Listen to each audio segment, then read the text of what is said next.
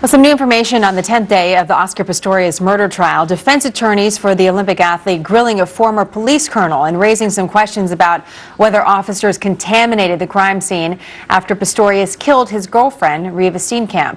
Earlier, we heard from Paul Tilsley, he's our producer inside the courtroom, who described how police officers handled the key evidence. Photos, I also saw blood on a box of watches in the bedroom, which is not on the direct route Pistorius should perhaps have taken with Steenkamp's body from the bathroom down to the entrance hall. Lots of accusations that the scene wasn't secured, a watch allegedly going missing during the investigation. Van Rensburg admitted one of the police forensic team picked the weapon up with his bare hands, potentially destroying vital fingerprints. Dan Schorr is a former prosecutor and Tom Kniff is a defense attorney. Dan, let's start with you with the main theme of today, which is that this crime scene was mishandled. How big of a deal is that? Well, it's horrible the way they handled this crime scene. They absolutely contaminated it. It's unprofessional, but it doesn't change the main point that Oscar Pistorius shot his girlfriend unprovoked, and there's no reasonable explanation for why he shot her through a bathroom door, seemingly thinking in his story that she was in bed. It just doesn't defy common sense. It defies common sense. The time that they're spending, the defense is spending on this, Tom, is an indication that this might be where they're going as well as part of their defense. So do you share that, well, while interesting, maybe doesn't impact the center of this case?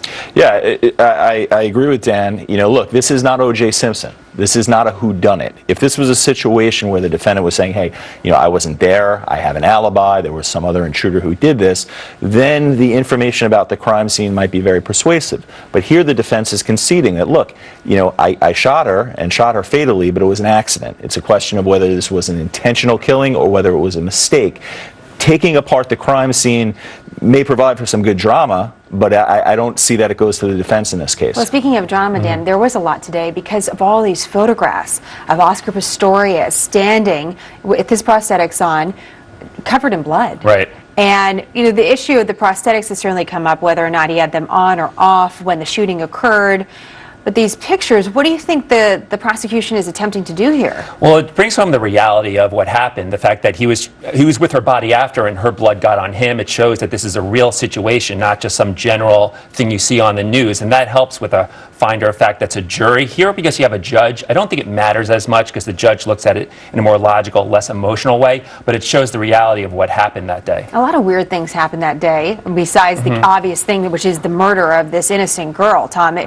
During this investigation, there's all this talk now about this box of watches that Oscar Pistorius had that were very expensive, and one went missing during the first few hours of the investigation, and they still can't find it, and all the investigators had to be searched. Right, and again, it goes back to, look, I think the defense has done an admirable job. They're working with some very difficult facts, and they've done an admirable job in showing that this was a corrupt crime scene. Perhaps there might even have been corrupt police officers at that crime scene.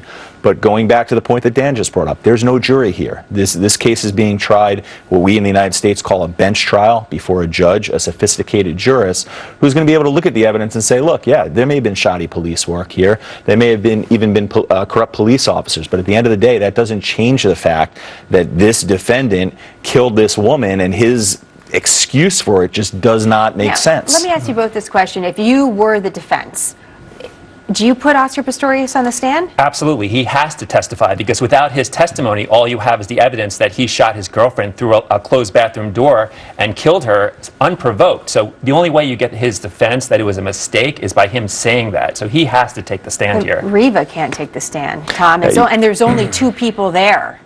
Look, I think that there is enough here where you can argue, as the defense done, that this was justification, this was mistake, but at the end of the day, the only chance you're going to have to persuade the finder of fact here, particularly where it's a judge, again, it's not 12 jurors where you're hoping, hey, I'll get one holdout.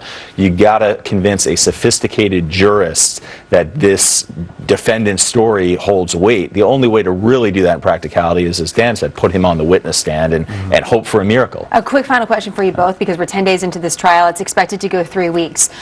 Dan, where does the prosecution go from here? They're meandering a little bit with these bloody pictures. They brought in the door. Where else is it for them to go? They're going to show all the details. The key thing, though, is the witnesses, the neighbors who supposedly heard a woman screaming before the shots were fired. That and the fact that we know Oscar Pistorius fired and killed his girlfriend. No matter what was bungled in the crime scene, we know that. That evidence is powerful. They may have some more details, but ultimately it'll come down to Oscar Pistorius and whether he can raise reasonable doubt with his story and his testimony. Tom, quick final thoughts on that? Final thought, I think the most persuasive piece of evidence here, other than the dead body and the bullets and so forth, is the door. Even if for a moment we thought the defendant's story was credible, you realize you made a mistake. You think your girlfriend may be lying seriously injured or dead inside the bathroom. The way you open that door is not by taking a bat to it. That is evidence consistent with a crime of rage, which in reality is what this was. Tom, Dan, great to have you both. Thank you very much. Thank you. Greg?